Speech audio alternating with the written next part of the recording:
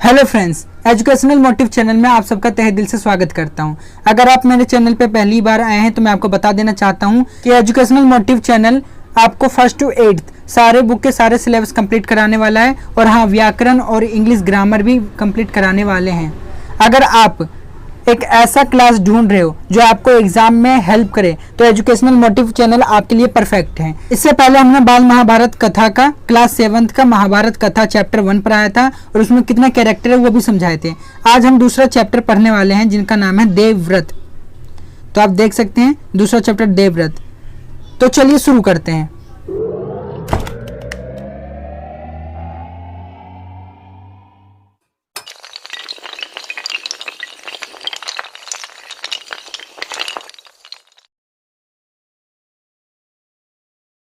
Class 7th बाल महाभारत कथा chapter 2 Devvrat.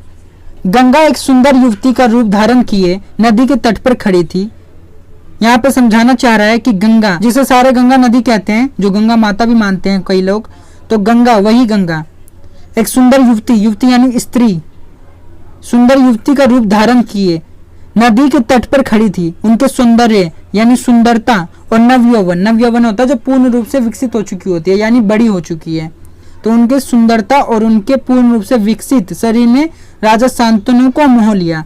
Ganga बोली, राजन, आपकी पत्नी होना मुझे स्वीकार है, पर इससे पहले आपको मेरी शर्तें माननी होगी। क्या आप मानेंगे? यहाँ पे गंगा सवाल कर रही है राजा शांतनु से कि अगर राजा शांतनु उससे शादी करना चाहते हैं तो गंगा की कुछ शर्तों को मानना पड़ेगा। राजा शांतनु ने गंगा की सारी शर्तें मान ली और वचन दिया कि वह उनका पूर्ण रूप से पालन करेंगे। यहाँ पे राजा शांतनु ने गंगा की सारी शर्तें मान ली और उसको वचन दिया कि वह उनका पूर्ण रूप से पालन करेंगे। समय पाकर गंगा से शांतनु के कई तेजस्वी पुत्र हुए। तेजस्वी यानी होते हैं जो बहुत ज्यादा, जिनमें तेज होता है, यानी जो बहुत तेज होते हैं, शक्तिशाली होते हैं, बुद्धिमान होते हैं, वो तेजस्वी कहलाते हैं, पुत्र हुए। परंतु गंगा ने उनको जीने नहीं दिया। गंगा ने उन्हें जीने ही नहीं दिया, उन्हें मार दिया गंगा ने। बच्चे की पैदा होते ही वे उसे नदी की बहती हुई धारा में फेंक देती थी।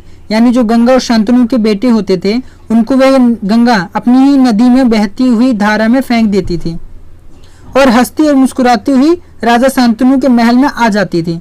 अज्ञात सुंदरी के इस व्यवहार से राजा शांतनु चकित रह जाते थे। यानी राजा शांतनु के लिए वो अज्ञात है ना, यानी राजा शांतनु उन्हें जानते नहीं थे, परंतु वे नदी के तट पर खड़ी थी तो उन्हें पसंद आ गई, तो उनसे शादी हो गई। तो उनके बिहेवियर से, उनके व्यवहार से राजा शांतनु चकित रह जाते थे, दंग रह जाते थे। उनके आश्चर्य और शोभ का पारावार न रहता था, वो बहुत ज्यादा आश्चर्य में रहते थे। राजा शांतनु वचन दे चुके थे, इस कारण मन महसूस कर रह जाते थे। महसूस कर यानी मन मार कर, यहाँ पे आप देख सकते हैं महसूस कर एक वर्ड आया है। तो राजा शांतनु ने उन्हें वचन दे दिया था कि उनकी सारी शर्तें मान लेंगी, इसलिए राजा शांतनु अपना मन महसूस कर यानी मन मार कर रह जाते थे। 7 बच्चों को गंगा ने इसी भांति नदी की धारा में बहा दिया।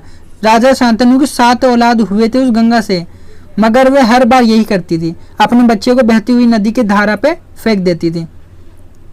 8वां बच्चा पैदा हुआ, गंगा उसे भी लेकर नदी की तरफ जाने लगी तो शांतनु से रहा न गया। वह बोले, वह कौन? राजा शांतनु। वह बोले, माँ होकर अपने नादान बच्चों को अकारण ही मार क्यों देती हो? यानी मार क्यों दिया, ऐसा क्यों करती हो? यह घृणित व्यवहार तुम्हें शोभा नहीं देता। घृणित व्यवहार यानी जो बहुत ज्यादा घिन हो, यानी जो बहुत ज्यादा बेकार हो, ऐसा घृणित व्यवहार उनको शोभा नहीं देता है। राजा शांतनु कह रहे हैं गंगा को। राजा की बात सुनकर गंगा मन ही मन मुस्कुराई, परंतु क्रोध का अभिनय करती हुई बोली, राजन, क्या आप अपना वचन भूल गए हैं? यहाँ पे बताया जा रहा है कि जब राजा शांतनु ने गंगा को बोला तो गंगा भी बहुत ज्यादा अंदर से खुश हुई, मुस्कुराई, मगर ऊपर से गुस्सा दिखाते हुए बोली कि है राजन, क्या आप अपना वचन भूल गए हैं? यानी उसे रोक टोक क्यों कर रहे हैं? मालूम होता है कि आपको पुत्र से ही मतलब है, मुझसे नहीं। यहाँ पे गंगा दिखाना चाहती है गुस्से से बोलकर, अंदर से तो खुश है, मुस्कुरा रही है, मगर गुस्से का रूप दिखा के बोल रही है कि लगता है कि आपको अपने पुत्र से ही प्यार है, अब मुझसे कोई मतलब नहीं है। आपको मेरी क्या परवाह है? ठीक है, आप शर्तों के अनुसार अब नहीं ठहर सकती। मतलब उन्होंने कुछ शर्त लिए थे तो आप, गंगा बोल रही है, अब मैं नहीं ठहर सकती आपके पास। हाँ, आपके इस पुत्र को मैं नदी में नहीं फेंकूंगी। इस अंतिम बालक को मैं कुछ दिन पालूंगी और फिर पुरस्कार के रूप में आपको सौंप दूंगी। यह कहकर गंगा बच्चे को साथ लेकर चली गई। अब यहाँ पे उन्होंने बोला गंगा ने कि मैं आपको पुरस्कार के तौर पे इस अंतिम बालक को दूंगी पालकर, और वह उसको बच्चे को लेकर चली गई। वह बच्चा ही पितामह है, भीष्म पितामह है, देवव्रत जिनका नाम है। तो देवव्रत के बारे में ही बताया जा रहा है देवव्रत स्टोरी में। यह कहकर गंगा बच्चे को साथ लेकर चली गई। यही बच्चा आगे चलकर भीष्म पितामह के नाम से विख्यात हुआ। बताया ना मैंने आपको, यही बच्चा भीष्म पितामह के नाम से विख्यात हुआ। विख्यात यानी चर्चे में हुआ, यानी सब उसको भीष्म पितामह ही के नाम से जानते हैं। गंगा के चले जाने से राजा शांतनु का मन विरक्त हो गया। विरक्त यानी बहुत ज्यादा मन नहीं लगता था, बेचैन से होने लग गए। उन्होंने भोग विलास से जी हटा लिया। भोग विलास यानी खाने पीने से, उन्होंने खाने पीने से जी हटा लिया और राजकाज में मन लगाने लगे। यानी अब खाने पीने से मन हटा लिया, राजकाज में मन लगाने लगे।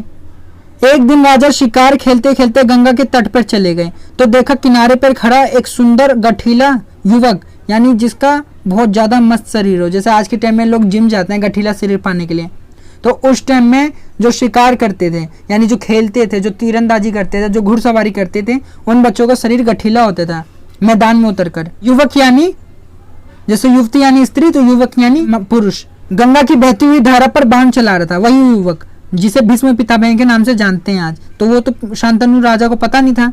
बाणों की बौछार से गंगा की प्रचंड धारा एकदम रुकी हुई थी, यानी इतना तेज तेज, इतना अच्छे से तीर चलाया जा रहा था कि गंगा नदी का धारा रुका हुआ था। यह दृश्य देखकर शांतनु दंग रह गए।